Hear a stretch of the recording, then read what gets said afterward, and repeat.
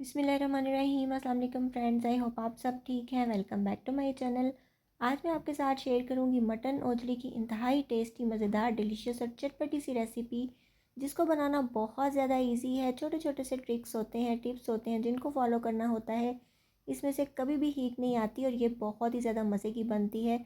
और ये आपके लिए बहुत ज़्यादा मुफीद भी है, आपके मैदे के लिए।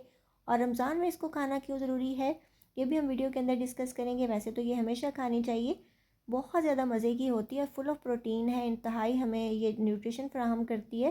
कुछ लोग जो हैं वो खाते नहीं हैं, पता नहीं उनसे स्मेल दूर नहीं होती, उनसे सही बनती नहीं है। आप इसकी माशाल्लाह लुक चेक कीजिए, इंतहाई टेस्टी होती है। तो चलिए स्टार्ट कर लेते हैं। उससे पहले जल्दी से आप मेरे चैनल को सब्सक्राइब कर लीजिए। यहाँ पे तकरीबन 2.5 से 3 किलो जितनी मटन ओजली मैंने ली है। ये पकने के बाद श्रिंक हो जाएगी काफ़ी, तो हमने चीज़ें जो है ये इसी हिसाब से ऐड करनी है।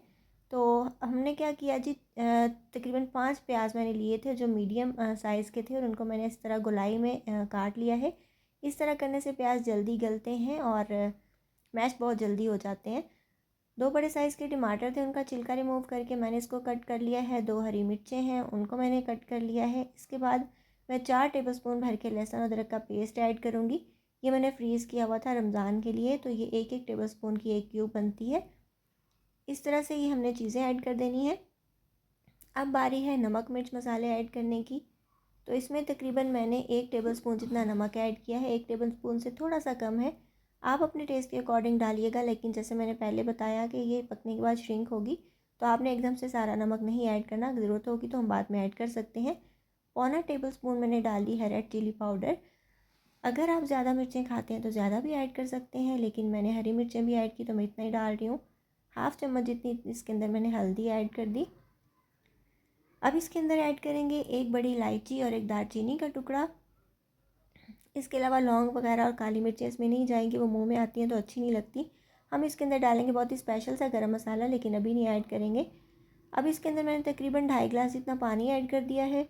और वैसे तो गोश्त अपना भी काफ़ी पानी छोड़ता है और ओजली तो बहुत ज़्यादा पानी छोड़ती है, लेकिन आपने इतना ज़रूर डालना है क्योंकि ये काफ़ी हार्ड होती है, पकने में टाइम लेती है। तो ये ना हो कि आपका पानी सूख जाए और ये नीचे लग जाए, इसलिए आपने इतना पानी ज़रूर ऐड करना है।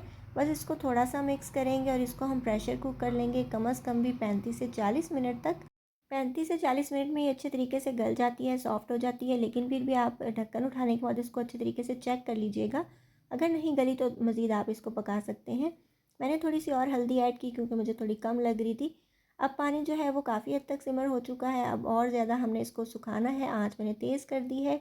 1/2 टेबलस्पून डाला इसके अंदर भुना और कुटा हुआ ज़ीरा।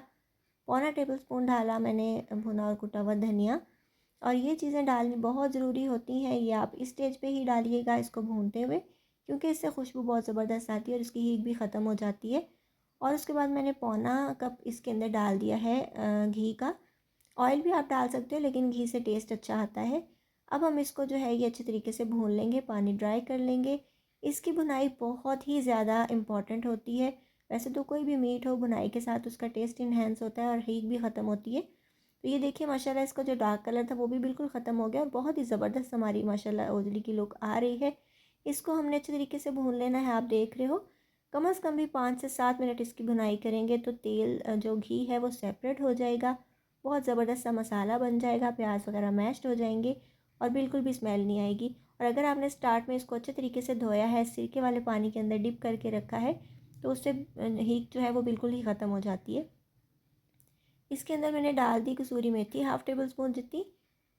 कसूरी मेथी भी आपकी डिश को बहुत ज़्यादा खुशबू देती है और बहुत अच्छा टेस्ट भी आता है।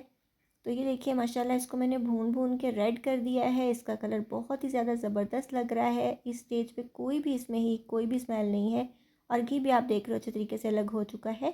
1/2 टेबलस्पून जितना मैंने इसके अंदर डाला है गरम मसाला, जो कि आपने एंड पे ही डालना है। अगर आप स्टार्ट में डालोगे तो इसका डिश का कलर ब्लैक हो जाएगा। अब हम डाल देंगे अपना हरा धनिया खूब सारा इसके अंदर।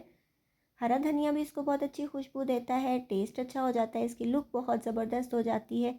तो ये जो हमारे ईस्टर्न फूड है उसके लिए बहुत ज़्यादा ज़बरदस्त होता है। तो धनिया जो है वो इसके अंदर भी डाला है और ऊपर से भी गार्निश कर दिया है।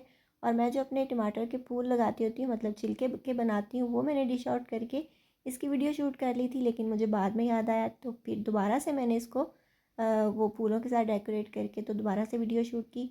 तो आप देखिए माशाल्लाह इसकी फ़ाइनल लुक कितनी ज़्यादा ज़बरदस्त है। घी भी हमें अलग नज़र आ रहा है। बहुत चटपटी सी मसालेदार सी मटन ओजरी हमारी तैयार है। इंतहाई टेस्टी होती है, बहुत ज़्यादा मज़े की होती है और रमज़ान में इसको ज़रूर खाएं क्योंकि ये आपके मैदे के लिए बहुत अच्छी है।